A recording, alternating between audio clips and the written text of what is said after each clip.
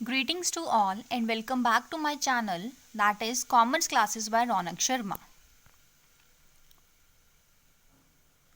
In the previous lecture, we have discussed about nature or characteristics of management, and today we are going to discuss about the process or functions of management.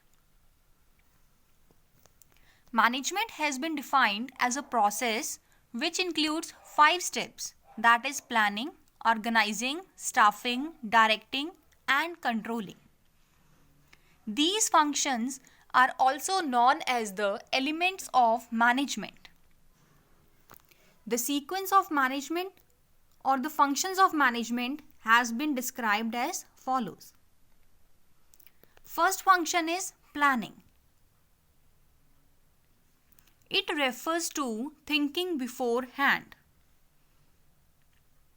It means जब कोई भी काम करने से पहले जब हम कुछ सोचते हैं, that will be your planning.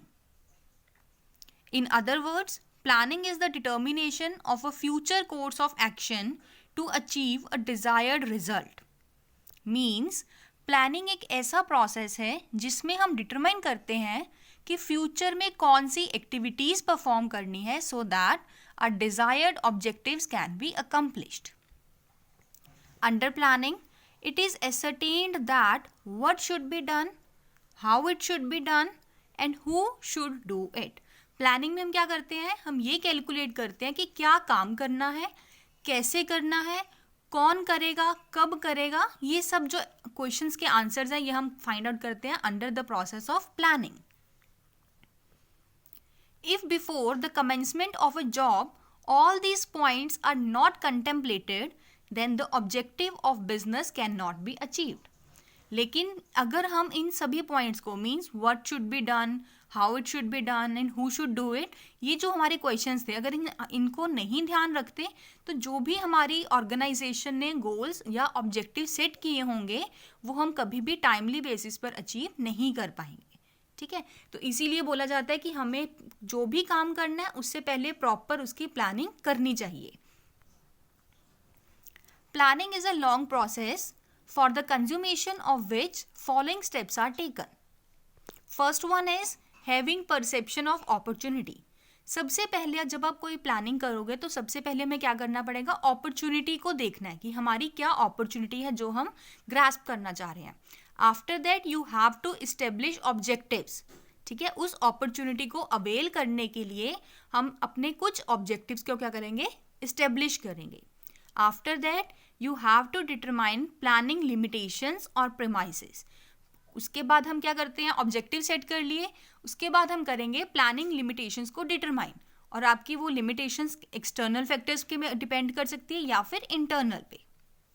Next step is making a forecast. फिर हम अपनी प्रेडिक्शंस लगाते हैं, फॉरकास्टिंग करते हैं. नेक्स्ट स्टेप है searching for alternative courses. Means हम क्या करेंगे, अपने जो भी हमने ऑब्जेक्टिव सेट किए हैं, ठीक है, उसको अचीव करने के हमारे पास कौन कौन से ऐसे ऑल्टरनेटिव्स हैं वो हम क्या करेंगे, search.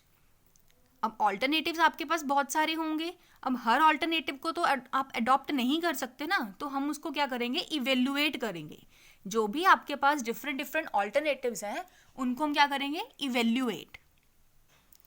7th step is selecting the best alternatives. Evaluate करने के बाद जो भी आपको लगेगा कि बेस्ट ऑल्टरनेटिव है जिसकी हेल्प से आप अपने फर्म के, अपनी ऑर्गेनाइजेशन के ऑब्जेक्टिव्स को इजीली अचीव कर सकते हो, आप उसे कर लोगे select. 8th step is formulating the supporting plans. उसके बाद क्या करते हो आप, देखो जो हमारा एक बड़ा प्लान था, मीन्स हमने एक सेकेंड नंबर पे बोला था इस्टेब्लिशिंग ऑब्जेक्टिव्स, और उस ऑब्जेक्टिव को अचीव करने के लिए आप क्या करते हो, कुछ छोटे छोटे सपोर्टिव प्लान्स फॉर्मुलेट करते हो. ठीक है, मीन्स आपने अपने ऑब्जेक्टिव को अचीव करने के लिए उसके लिए छोटे छोटे प्लान्स फॉर्मुलेट किए हैं. आफ्टर दैट आप क्या करोगे, उस प्लान्स को इम्प्लीमेंट करोगे. जो भी आपने सपोर्टिंग प्लान्स बनाए थे उसे आप क्या कर दोगे, नेक्स्ट पॉइंट पे implement. And last step is reviewing plans. आपने जो भी प्लान्स सेटअप किए हैं आप उसका एट द एंड क्या करते हो, रिव्यू लेते हो कि क्या वो प्लान्स ठीक बने हैं, जो आपने प्लान्स बनाए थे एज पर दैट वर्किंग की जा रही है या फिर नहीं. ठीक है, Our next main function of management is organizing. Now, after having decided about the first function of management, that is planning, and after having determined what is to be done, how it is to be done, when is to be done, and by whom it should be done, it remains to seen as to how all the business activities can be done in a planned manner. ठीक है, ये सब जब हमने first function को perform कर लिया अपने मैनेजमेंट के, जो कि था प्लानिंग, ठीक है, या फिर हम बोल सकते हैं जब आपने डिसाइड कर लिया कि क्या काम करना है, कैसे करना है, कब करना है, कौन करेगा, ठीक है, तो आपका नेक्स्ट स्टेप क्या होता है कि आप ये देखोगे कि ये सारी बिजनेस एक्टिविटीज जो हैं, ठीक है, वो आप प्लान्ड मैनर में कैसे कर सकते हो. Means all the business activities can be done in a planned activities. कब आंसर देखते हो, हाउ. और in other words, how the objectives determined under planning can be successfully achieve. या फिर आप ऑर्गेनाइजिंग में देखो क्या करते हो कि जो आपने प्लानिंग के अंडर अपने ऑब्जेक्टिव्स सेट किए थे, गोल्स सेट किए थे, आप उसे कैसे अचीव कर सकते हो सक्सेसफुली. ये हम डिपेंड करते हैं हमारा ऑर्गेनाइजिंग के ऊपर. ठीक है. For the successful achievement of these objectives, it is necessary to divide the main activity into various sub-activities and determine the relationship between those persons who are to perform those activities or functions. And this can be possible by performing the second function of management, that is organizing. देखो, कोई भी गोल को achieve करने के लिए ये हमारे लिए बहुत इंपॉर्टेंट बन जाता है कि आपका जो मेन एक्टिविटी है ना, आप उसे सब एक्टिविटीज़ में क्या करो, डिवाइड कर दो. और कौन सी एक्टिविटी किस पर्सन ने परफॉर्म करनी है ये आप क्लियरली हर पर्सन को इन्फॉर्म करोगे. ठीक है, ताकि कोई भी क्लैशेस नहीं होंगे, स्मूथली आपकी हर एक्टिविटीज़ परफॉर्म की जा सकती है. और ये फंक्शन हम कैसे कर सकते हैं, मीन्स जो मेन एक्टिविटी है उसको डिवाइड करने का काम हम कहाँ करते हैं, ऑर्गेनाइजिंग में. ठीक है, देखो ऑर्गेनाइजिंग में क्या है. Now the question arising, what is organising. ठीक है, organising refers to harmonious adjustment of various parts to achieve common objectives. Organising क्या होता है, एक हार्मोनियस एडजस्टमेंट है किसके बीच में, वेरियस पार्ट्स. अब यहाँ पे वेरियस पार्ट्स का मतलब क्या है, वेरियस डिपार्टमेंट्स. अब एडजस्टमेंट क्यों करते हैं, हार्मोनियस का मतलब होता है म्यूचुअल. ठीक है, म्यूचुअली एडजस्टमेंट होती है, अलग अलग डिपार्टमेंट्स के अंदर म्यूचुअली एडजस्टमेंट की जाती है सो दैट जो उन सबका एक कॉमन ऑब्जेक्टिव होगा उसे अचीव किया जा सके. ठीक है, देखो it refers to harmonious adjustment of various parts to achieve common objectives. In order to make the first function of management, that is planning, functional, a structure of roles needs to be framed and sustained.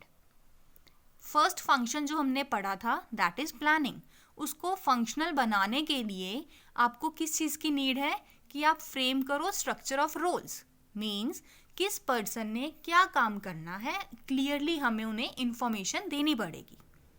ठीक है, देखो in other words, to make the first function of management functional, mean जो planning हमने की थी उसको functional बनाने के लिए a structure of roles needs to be framed and sustained. तो आपको structure of roles जो है वो आपको फ्रेम आउट करना पड़ेगा और उसे सस्टेन बना के रखना पड़ेगा. ठीक है, the process of creating this structure of roles is known as organizing. और इसी प्रोसेस को, मीन्स जब आप स्ट्रक्चर ऑफ रोल्स को क्रिएट करते हैं, इसी प्रोसेस को हम क्या बोलते हैं, organizing. Planning is just to put some idea in writing, but to convert that idea into reality, a group of people is needed. देखो प्लानिंग क्या है, प्लानिंग में हम क्या करते हैं, एक सिंपली हमारा एक थॉट होता है, आइडिया होता है, ओपिनियंस होते हैं. ठीक है, रिटर्न में जो हमारे पास गिवन होंगे, लेकिन उस पर्टिकुलर आइडिया को, थॉट को, ओपिनियंस को, ठीक है, रियलिटी में कन्वर्ट करने के लिए हमें क्या चाहिए होता है, ग्रुप ऑफ पीपल. और जहाँ पे आपको ग्रुप ऑफ पीपल की रिक्वायरमेंट होती है तो आपको समहाउ ऑर्गेनाइजिंग करनी ही पड़ेगी. ठीक है, further to streamline the activities of this group of people, organising is required. Clear है. Next, under this the whole project is divided into various small jobs. इसमें हम क्या करते हैं, ऑर्गेनाइजिंग स्टेप में हम क्या करते हैं, जो हमारा प्रोजेक्ट है, ठीक है, एक लार्ज प्रोजेक्ट होगा, आप उसे स्मॉल पार्ट्स में क्या कर दोगे, डिवाइड कर दोगे. to assign these jobs to designated posts, which will clarify that a particular job will be performed at which post. Next step पे आप क्या करते हो, जो भी काम है पर्टिकुलर वो डेजिग्नेटेड पोस्ट पर्सन को आप दे देते हो, ठीक है, जिससे ये पता चल जाता है कि इस पर्सन ने क्या काम करना है. To unite various jobs into one department, जो सिमिलर नेचर की जो आपकी जॉब्स होती है ना, उसे आप एक वन डिपार्टमेंट के अंदर क्या कर देते हो, क्लासीफाई करते हो. मीन्स अगर कोई परचेज से रिलेटेड कुछ भी एक्टिविटीज़ हैं, हर तरह की परचेजिंग है, तो आप परचेज डिपार्टमेंट क्रिएट कर दोगे. सेल्स की है, चाहे वो आपका सेल कुछ भी हो, कुछ अलग अलग पार्ट्स की सेल कर रहे हो, बट आपका वो आएगा किस हेड में, मेनली सेल्स हेड में, ठीक है, तो सेल्स डिपार्टमेंट क्लियर कर दोगे आप. देखो नेक्स्ट है to clarify the rights and duties of employees to be appointed at various post. Next step हम क्या करते हैं इसमें कि जो भी आपने एम्प्लॉयज़ को अपॉइंट किया है वेरियस पोस्ट के लिए, ठीक है, उनकी क्या राइट्स हैं, उनकी क्या ड्यूटीज़ हैं, आप उसे क्लैरिफाई करोगे. And to define relationship among various posts और एम्प्लॉयज़, और जो भी उनका रिलेशनशिप होगा वेरियस पोस्ट और एम्प्लॉयज़ के बीच में, आप वो भी क्लियरली क्या करोगे, डिफाइन करोगे. मीन्स आप ये बताओगे कि कौन सुपीरियर है, कौन सबऑर्डिनेट है. जो भी उनकी रिलेशनशिप्स होंगे आपने उसे भी डिफाइन करना है, जो उनकी राइट्स एंड ड्यूटीज़ हैं वो भी आप क्लैरिफाई करोगे. ठीक, इससे होता क्या है, जो भी आपकी एक्टिविटीज़ करने वाले पर्सन्स हैं ना, वो स्मूथली एक्टिविटीज़ को परफॉर्म कर सकते हैं. मीन्स कोई क्लैशेस नहीं होंगे, कोई क्वेरल्स नहीं होंगे, बीच में कॉन्फ्लिक्ट्स नहीं अराइज होंगे. Following steps are taken to complete the organizing function of management. First one is knowing the objectives of the enterprise. सबसे पहले क्या होता है, ऑर्गेनाइजिंग करने के लिए सबसे मेन फंक्शन क्या है कि आपको ये पता हो कि आपकी जो एंटरप्राइज है, आपकी ऑर्गेनाइजेशन है, उसका ऑब्जेक्टिव क्या है. ठीक है, जब तक आपको एक ऑब्जेक्टिव ही क्लियर नहीं होगा तो आप क्या डिपार्टमेंट्स क्रिएट करोगे, क्या ऑर्गेनाइजिंग करोगे. आपको जब ऑब्जेक्टिव ही नहीं पता तो आप नेक्स्ट लेवल की एक्टिविटीज़ परफॉर्म नहीं कर सकते. ठीक है, तो सबसे फर्स्ट मेन फोकस किस पे होना चाहिए, to know the objectives of the enterprise. Second one is determining various activities. अब आपको एक बार आपका ऑब्जेक्टिव्स क्लियर हो गए, ठीक है, कि आपकी ऑर्गेनाइजेशन का पर्टिकुलर ऑब्जेक्टिव क्या है, उसके बाद आप क्या करते हो कि इस ऑब्जेक्टिव को अचीव करने के लिए आपको कौन कौन सी ऐसी एक्टिविटीज़ हैं जो परफॉर्म करनी है, आप उसे क्या करते हो, डिटरमिन करते हो. नेक्स्ट है आपका grouping and departmentalisation of activities. अब बहुत सारी एक्टिविटीज़ परफॉर्म करनी पड़ेंगी, ठीक है, तो अब क्या करोगे, सिमिलर नेचर की आप एक्टिविटीज़ को एक साइड पे करोगे, मीन्स आप ग्रुपिंग कर दोगे. ठीक है, या फिर आप डिपार्टमेंट्स क्रिएट करोगे on the basis of their activities. ठीक है, किस टाइप की एक्टिविटी है, सिमिलर टाइप की नेचर की जो होंगी, परचेज की परचेज डिपार्टमेंट में, सेल्स की सेल्स डिपार्टमेंट में, research and development, marketing, finance, इन सब की अलग अलग हम क्या कर देंगे, departmentalisation of activities. Under fourth step we determine the key activities. उसके बाद हम क्या देखते हैं कि मेन फोकस किस किस एक्टिविटीज़ पे होना चाहिए, कि ऐसी कौन सी मेन एक्टिविटीज़ है, की activities. Next one is assigning responsibilities. फिर हम क्या करेंगे, जो भी हमारे पास ह्यूमन रिसोर्स होते हैं, अब डिपार्टमेंट्स क्रिएट करने का यूज़ तो तभी है ना, बेनिफिट तो तभी है जब उस डिपार्टमेंट को चलाने के लिए आपके पास प्रॉपर HR होगा. ठीक है, उस HR को हम क्या करते हैं, रिस्पॉन्सिबिलिटी असाइन करते हैं, क्योंकि जब तक आपको हम किसी को रिस्पॉन्सिबिलिटी असाइन नहीं करते तब तक वो पर्सन एक विलिंगनेस से एफिशिएंटली मैनर में वो परफॉर्म नहीं करता कोई भी फंक्शन को, तो आप उसे क्या करोगे, रिस्पॉन्सिबिलिटी असाइन करोगे. Next step is delegating authorities. देखो, जब आप किसी को कोई काम करने की रिस्पॉन्सिबिलिटी देते हो ना, तो आपको कुछ अथॉरिटीज़ भी उसे डेलीगेट करनी पड़ती हैं, because without any delegation of authority a person can't able to do work. ठीक है, जब तक आप उसे फ्रीडम नहीं दोगे, अथॉरिटी नहीं दोगे, तो वो एक विलिंगली तो करेगा काम, बट एफिशिएंटली नहीं कर पाएगा. ठीक है, last one is defining inter relationships. Last में हम क्या करते हैं, जो भी हमारे सुपीरियर सबऑर्डिनेट इनके जो इंटर रिलेशनशिप्स हैं, हम उन्हें क्लियरली डिफाइन करते हैं. I hope organising point clear होगा. Next point is staffing. Main point of functions of management और process of management is staffing. ठीक है, देखो, after having studied the first and the second functions of management, that is planning and organising, it is now important to take care of the third important function, that is staffing. हमने first point भी पढ़ लिया, second function भी पढ़ लिया, means planning organising, दोनों के बारे में हमने पढ़ लिया, ठीक है. नाउ अब हमें थर्ड जो फंक्शन है दैट इज स्टाफिंग, इसको भी बहुत ही ज़्यादा ध्यान देने की रिक्वायरमेंट होती है. ऐसा क्यों? देखो, जितनी भी हमारे पास पोस्ट हम क्रिएट कर रहे हैं ना ऑर्गेनाइजेशन में, जो मीन्स हम जो डिपार्टमेंट्स क्रिएट कर रहे हैं, वो सारे के सारे मीनिंगलेस हो जाएंगे अनलेस दे आर फिल्ड और staffed by the competent individuals. जब तक आप उन्हें उस पोस्ट को, उस डिपार्टमेंट को कॉम्पिटेंट इंडिविजुअल्स के साथ फिल नहीं करते, तब तक आपको कोई भी पोस्ट क्रिएट करने का बेनिफिट नहीं होगा, ठीक है. वो मीनिंगलेस हो जाएंगे. And these posts can be filled by performing the function of staffing. और आप फिल कैसे करोगे ये post? by performing the function of staffing, ठीक है. अब देखो स्टाफिंग होता क्या है एक्चुअली में. it refers to filling and keeping filled the post with people. जो भी हमारे पास वेकेंट पोस्ट होगी उसको पीपल के साथ फिल करना, मीन्स कॉम्पिटेंट इंडिविजुअल्स के साथ हम उसे फिल करें, that is staffing. After organizing comes staffing. Organizing के बाद नेक्स्ट स्टेप आपका क्या होता है? Staffing, which deploys people on these post so that jobs can be performed, ठीक है. इसमें स्टाफिंग में क्या करते हैं? आप लोगों को डिप्लॉय करते हो, लोगों को एम्प्लॉय करते हो वेरियस पोस्ट पे, ताकि जो भी पर्टिकुलर जॉब्स हैं, ठीक है, वो आप प्रॉपरली एफिशिएंट मैनर में क्या कर सको? परफॉर्म कर पाओ.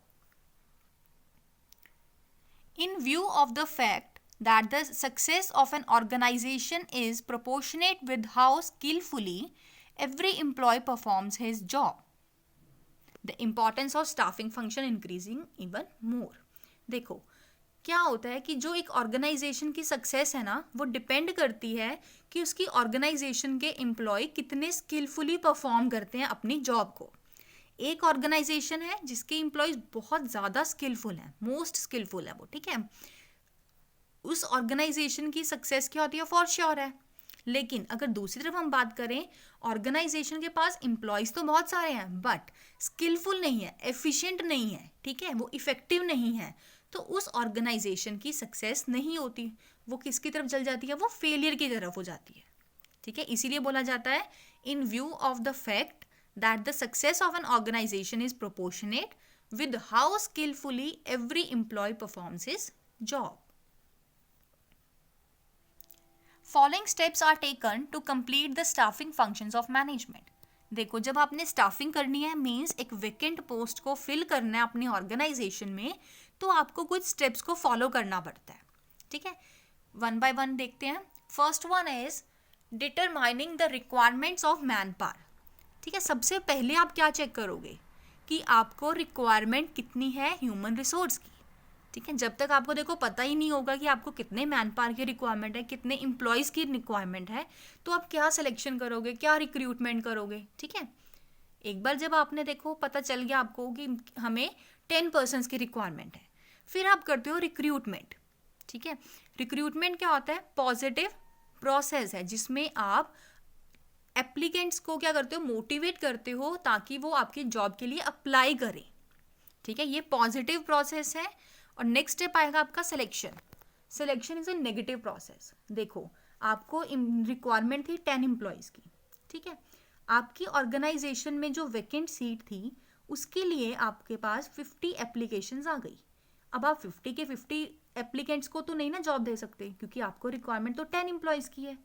तो आप क्या करोगे? उस 50 एप्लीकेंट्स में से जो बेस्ट कैंडिडेट होगा, बेस्ट डिजर्विंग कैंडिडेट होगा, उसमें से आप 10 सेलेक्ट कर लोगे, ठीक है. मीन्स रिक्रूटमेंट क्या था? पॉजिटिव था, जितने मर्जी लोग आए हमें कोई मतलब नहीं है.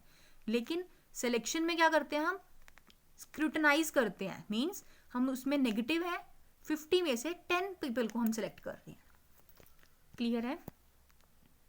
नेक्स्ट पॉइंट है आपका प्लेसमेंट एंड ओरिएंटेशन. जब आपने 10 डिजर्विंग कैंडिडेट्स को सेलेक्ट कर लिया, उसके बाद आप क्या करोगे? उनकी प्लेसमेंट्स करोगे, राइट पोजीशन पर, राइट जॉब पर, राइट टाइम पर, ठीक है. प्लेसमेंट कर दी, फिर आप करते हो ओरिएंटेशन। ओरिएंटेशन का मतलब होता है इंट्रोडक्शन करवाना। आप न्यू कमर को, जो आपका न्यू एम्प्लॉय है, उसकी इंट्रोडक्शन करवाते हो, फैमिलियर करवाते हो, किसके साथ? ऑर्गेनाइजेशन के साथ उसे, ठीक है। Next function is retention and then training. Training में क्या करते हैं हम? देखो, अब हर एम्प्लॉय आपकी ऑर्गेनाइजेशन के अकॉर्डिंग आए ऐसा ज़रूरी नहीं होता। जो आप टेक्निक्स फॉलो कर रहे हो, जो आप मेथड्स अडॉप्ट कर रहे हो, ज़रूरी नहीं है कि हर एक पर्सन को वही आपकी टेक्निक्स आती हों, ठीक है। इस पॉइंट पर आप क्या करते हो? उसको ट्रेनिंग प्रोवाइड करते हो, ठीक है, ताकि आपकी जो भी आपके डिज़ायर्ड ऑब्जेक्टिव्स है ना, वो इजीली अचीव हो सके। ट्रेनिंग देने के बाद आप क्या करते हो? Performance appraisal. मींस ट्रेनिंग करने के बाद एक एम्प्लॉयर ये भी तो जानना चाहेगा ना कि क्या उसकी ट्रेनिंग का कुछ यूज़ भी हुआ है, क्या उस पर्सन के अंदर कुछ इंप्रूवमेंट हुई है स्किलफुली। तो हम क्या करते हैं उसमें? Performance appraisal. जब आपने परफॉर्मेंस अप्रेजल कर दी, अगर उस पर्सन की कुछ बहुत अच्छी इंप्रूवमेंट हुई है तो आप उसको दे दोगे प्रमोशन। अदरवाइज अगर आपको लगता है कि इसकी एक डिपार्टमेंट से दूसरी जगह में ट्रांसफ़र करनी चाहिए तो आप ट्रांसफ़र कर देते हो। लेकिन अगर आपको लगता है कि इंस्टेड ऑफ प्रोवाइडिंग ट्रेनिंग आपका एम्प्लॉय अच्छे से परफॉर्म नहीं कर पा रहा, तो आप उसको सेपरेट कर देते हो अपनी ऑर्गेनाइजेशन से, ठीक है।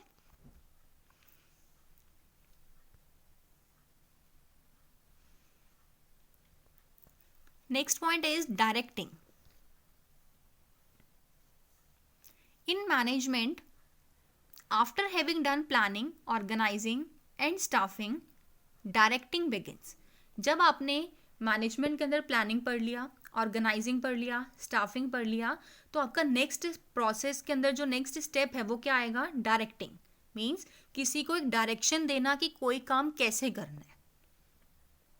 So far, competent persons have been appointed on the posts created in the organization. Now, the important question that arises is as to how the entire human machinery of the enterprise will move. No doubt, हम क्या करते हैं अपनी organisation में obviously हम जो deserving candidates होते हैं ना, कंपिटेंट पर्सन्स होते हैं, उसे ही अपॉइंट करते हैं जो वैकेंट पोस्ट होती है, ठीक है। बट स्टिल एक क्वेश्चन अराइज होता है कि जो हमारी एंटायर ह्यूमन मशीनरी है एंटरप्राइज की, वो किस डायरेक्शन में मूव करेगी, उन्हें क्या काम करना है, कैसे करना है, कब करना है, इन सब का जो आंसर है वो आपको देगा डायरेक्टिंग फंक्शन, ठीक है। देखो, now the question arises, what is actually directing? Directing refers to instructing, guiding, communicating and inspiring people in the organization. Directing का मतलब क्या होता है? किसी को instructions देना, ठीक है, कि कोई काम कैसे किया जा सकता है, instructions देना। गाइड करना मीन्स उनकी हेल्प करना। कम्युनिकेशन, कम्युनिकेट करके आप उसे बता सकते हो कि कोई पर्टिकुलर वर्क कैसे करना है, कितने टाइम में करना है, कब उसे स्टार्ट करना है, कब तक आपका एंड होना चाहिए। या फिर and inspiring people in the organization, या फिर आप लोगों को, अपने एम्प्लॉयज़ को मोटिवेट, इंस्पायर करके भी उन्हें डायरेक्ट कर सकते हो, ठीक है। The third function of management ensures that staff is deployed for various posts in an organization. Third function क्या था? मतलब आपका स्टाफिंग। उसमें हम क्या करते हैं, अपने जो भी अलग अलग कंपिटेंट पर्सन्स होते हैं ना, उसे एम्प्लॉय करते हैं, डिप्लॉय करते हैं वेरियस पोस्ट के लिए जो आपकी ऑर्गेनाइजेशन में क्रिएट किए आपने, ठीक है। However, even after deployment, work can not be commenced until the staff is unaware about the objectives of their deployment. देखो, नो डाउट हम कंपिटेंट पर्सन्स को एम्प्लॉय करते हैं, डिप्लॉय करते हैं वेरियस पोस्ट पे, लेकिन तब तक वर्क नहीं स्टार्ट होता जब तक वो अवेयर नहीं होते। मीन्स तब तक नहीं आपका वो काम कर पाएंगे जब तक उन्हें यही नहीं पता होगा कि उन्हें एम्प्लॉयमेंट जो मिली है, जो डिप्लॉय किया जिस जॉब पे, उसका क्या ऑब्जेक्टिव है, ठीक है। जब तक वो उस ऑब्जेक्टिव के रिगार्डिंग अवेयर नहीं होंगे तो वो क्या काम करेंगे, उन्हें पता ही नहीं होगा काम करना क्या है, ठीक है।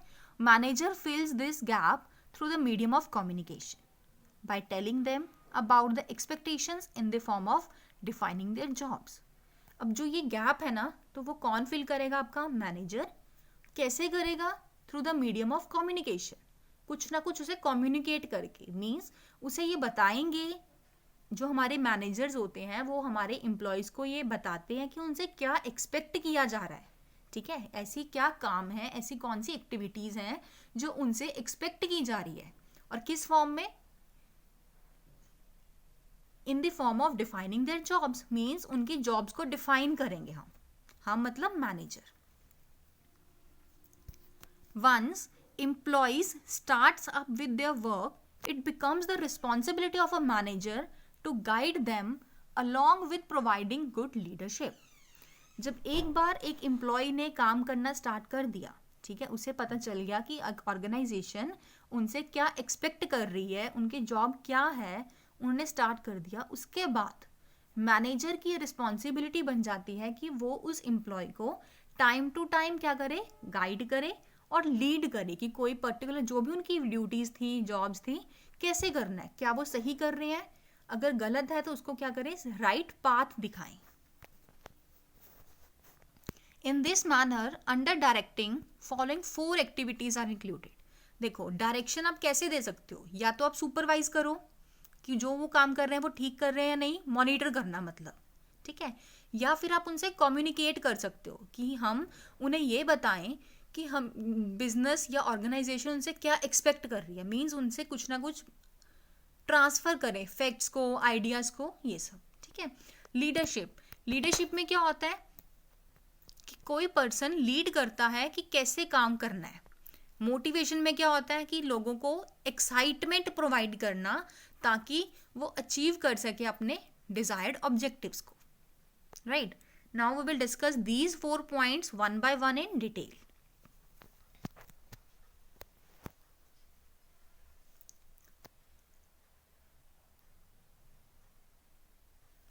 First one is supervision. It refers to monitor the progress of routine work of one's subordinates and guiding them properly. Supervision का मतलब क्या होता है कि हम मॉनिटर करते हैं डेली रूटीन वर्क की प्रोग्रेस को, ठीक है, और किसकी प्रोग्रेस देखनी है, अपने सबॉर्डिनेट्स की, और उन्हें फिर प्रॉपरली गाइड करना है, ठीक है. पहले तो हम चेक करेंगे, मॉनिटर करेंगे कि जो भी वो डे टू डे वर्क कर रहे हैं हमारे सबऑर्डिनेट्स, क्या वो ठीक कर रहे हैं या नहीं. अगर येस तो okay, if not then we have to guide them properly. Second one is communication. It refers to an art of transferring ideas, facts, feelings etcetera from one person to another and making him understand them. Main important है, देखो, making him understand them. Communication का generally सब यही meaning समझते हैं कि इसका मतलब होता है कि ट्रांसफर करना facts, ideas, feeling, opinions from one person to another, that's it. लेकिन कम्युनिकेशन आपकी ऐसी होनी चाहिए कि सामने वाले पर्सन को वो चीज़ समझ भी आए. आपने तो ट्रांसफर कर दिया फैक्ट्स, आइडियाज, फीलिंग, ओपिनियन, जो भी थे थॉट्स, आपने ट्रांसफर कर दिया खुद किसी और पर्सन को, बट उन्हें वो क्लियरली समझ भी आना चाहिए, ठीक है. It refers to an art of transferring facts, ideas, feelings, opinions, thoughts, etc. from one person to another and making him understand them. Next one is leadership. It refers to influencing others in such a manner to do what the leader wants them to do.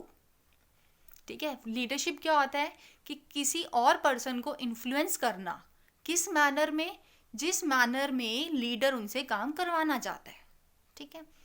Last one is motivation. It refers to that process which excites people to work for attainment of desired objectives. Motivation क्या होता है, एक ऐसा process है जिसमें आप लोगों को एक्साइटमेंट क्रिएट करते हो, किसके रिगार्डिंग, ताकि वो काम करें, सो दैट जो भी डिजायर्ड ऑब्जेक्टिव्स हैं वो टाइमली बेसिस पर और एक एफिशिएंट और इफेक्टिव मैनर में आपके अकम्प्लिश हो जाए, अटेन कर लो आप, ठीक है. आई होप जो डायरेक्टिंग पॉइंट है वो क्लियर होगा. Next comes controlling. It refers to bringing the actual results closer to the desired results. Controlling एक ऐसा प्रोसेस है जिसके अंदर हम क्या करते हैं, जो आपके एक्चुअली रिजल्ट्स आए हैं उसको कंपेयर करते हैं विद द डिजायर्ड रिजल्ट्स, ठीक है. आपने पहले कुछ अपने माइंड में सेट किया होगा कि हमें ये अचीव करना है, तो आप देखोगे एट द एंड कि क्या कितनी क्लोज है हमारे actual result to the desired result, जो आपने सोचा था और जो आपके एक्चुअली अचीव हुए हैं, कितने क्लोज हैं, कितने फार हैं, ये चीज़ हम देखते हैं कंट्रोलिंग में. ठीक है. Under this the manager monitors whether the jobs are being performed in accordance to the set plans or not. Controlling में हम क्या करते हैं, मैनेजर मॉनिटर करेगा, ठीक है, सुपरवाइज करता है कि क्या कोई जॉब अकॉर्डिंग टू जो आपने सेट किए थे प्लान्स उनके अकॉर्डिंग परफॉर्म हो भी रही है या फिर नहीं. He also checks whether the quality and quantity of job performed is an alignment to the predetermined standards parameters or not. कि फिर हम इसमें ये भी चेक करते हैं, हम मतलब मैनेजर ये भी चेक करता है कि जो क्वालिटी है क्वांटिटी है जॉब जो आप परफॉर्म कर रहे हो, क्या वो as per the predetermined standards और पैरामीटर्स है या फिर नहीं. ठीक है. मीन्स आप पहले तो ये देखोगे कि जो आपने सेट किए थे प्लान्स, ठीक है, उसके अकॉर्डिंग आप जॉब परफॉर्म कर रहे हो या नहीं. डन. नेक्स्ट आप ये चेक करते हो कि जो आपकी स्टैंडर्ड्स के और जो आपने पहले से सोचे हुए स्टैंडर्ड्स या पैरामीटर्स थे, क्या आपका जो काम कर रहे हो उसी क्वालिटी और उसी क्वांटिटी में हो रहा है. ठीक है. नेक्स्ट आप देखते हो deviations are then checked by actual performance with the predetermined standards. फिर आप क्या करते हो, जब आपने एक्चुअल परफॉर्मेंस आपको पता चल गई, ठीक है, उसको आप कंपेयर करते हो प्री डिटरमाइंड स्टैंडर्ड्स के साथ, और जो उसके अंदर डेविएशंस आएंगे मीन जो गैप आएगा वो आप उसे चेक करते हो. After this corrective action is taken for negative deviations. देखो हमने ऑब्जेक्टिव सेट किया था कि हम 10,000 की सेल करेंगे, ठीक है, या फिर ले लो 10,000 प्रोडक्ट्स बनाएंगे, प्रोडक्शन करेंगे 10,000 प्रोडक्ट्स की. ठीक है, ये हमारा था टारगेट मींस ऑब्जेक्टिव था. लेकिन आपने एक्चुअली सिर्फ 8,000 ही प्रोडक्ट्स प्रोड्यूस कर पाए हो. आप टारगेट था 10,000 का, एक्चुअली आपने प्रोडक्ट्स प्रोड्यूस किए हैं 8,000. तो इसके बीच में जो आपकी डेविएशंस आई हैं that will be of 2,000 products. ठीक है, मींस हमारी डेविएशंस आ गई 2,000 की. डेविएशन कैसी आई है, नेगेटिव डेविएशंस. मींस 10,000 करने थे, आप 8 कर पाए हो, तो 2,000 नेगेटिव डेविएशंस है. तो आप अब क्या करोगे, इसके पीछे रीजंस फाइंड आउट करोगे कि इसके बिहाइंड क्या रीज़न है, क्यों 2,000 की आपकी प्रोडक्शन कम हुई है. उसके बाद आप एट द एंड क्या करते हो, करेक्टिव एक्शंस लेते हो, सो दैट फ्यूचर में जो आपके डिजायर्ड रिजल्ट्स हैं, एक्चुअल रिजल्ट्स हैं, इनके बीच का जो नेगेटिव डेविएशन है ना, वो मिनिमाइज किया जा सके. ठीक है. इन the form of conclusion, controlling process has 5 main steps.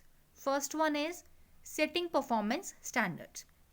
सबसे पहले हम क्या करते हैं, स्टैंडर्ड्स सेट कर देते हैं. जैसे हमने अपने एग्जाम्पल में किया था 10,000 प्रोडक्ट्स आपने क्या करने हैं, प्रोड्यूस करने हैं. That will be your setting performance standards. Second, measurement of actual performance. फिर हम देखते हैं कि हमने एक्चुअली क्या परफॉर्म किया है. टारगेट जो थे वो तो ठीक है, लेकिन हमने एक्चुअल में क्या परफॉर्म किया है वो हम चेक करेंगे. एग्जाम्पल में हमारे था वो 8,000 प्रोडक्ट्स. ठीक है. थर्ड स्टेप में हम क्या करेंगे, comparison of actual performance with standards. Means 10,000 products को 8,000 के साथ हम क्या करते हैं, कंपैरिजन करेंगे. Then analyzing deviations. फिर हम चेक करते हैं कि डेविएशन क्या है, मींस इनके बीच का गैप स्टैंडर्ड्स में जो हमने अपने स्टैंडर्ड्स फिक्स किए थे और हमारी एक्चुअल परफॉर्मेंस में कितना गैप आया. नेक्स्ट हम क्या करेंगे, टेकिंग करेक्टिव एक्शंस. फिर आप इस गैप को मिनिमाइज करने के लिए क्या करते हो, कुछ करेक्टिव एक्शंस को अडॉप्ट करते हो या फिर हम बोल सकते हैं उनको फॉलो करते हो. ठीक है. Thanks and have a wonderful day.